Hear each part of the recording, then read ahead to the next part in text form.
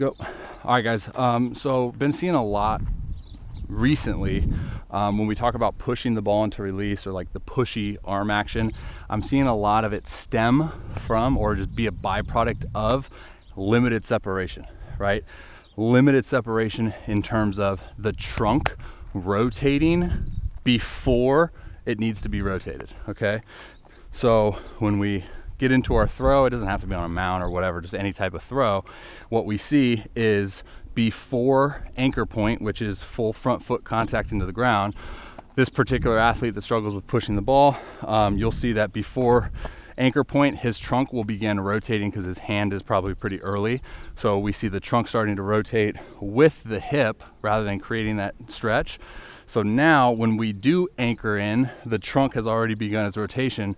Now it doesn't have that pulling sensation through, right? So now you just finish out your throw by pushing it through into the zone. So now what I would say as far as a drill progression or a specific throw variation, very simple, is preset yourself into a position of creating that optimal stretch that we want.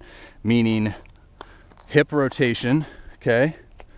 So take that like patella kind of down to the ground, anchor in here so you're in like kind of this rocker position, and now just really create that trunk, not so much trunk counter rotation, but that trunk posture where we want, staying kind of even here where our hips are already going. So now you create this, now you can feel that stretch starting to occur, and then from this point you just release the band, you just release the tension, right? And then you pull your arm through. So this is what's going to look like,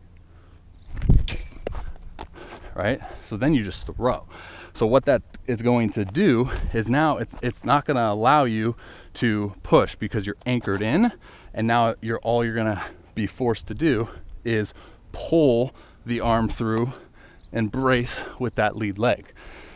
Really simple, really good progression. You can take this type of, preset kind of rocker deal into your catch play. You don't have to do it on a mound. Into your long toss. I've seen really good success with long toss as well, where you force that trunk to stay in that posture. You can keep your hands preset back here and play around with that kind of tension, or you can keep your hands center, right? And then include that move of hand separation.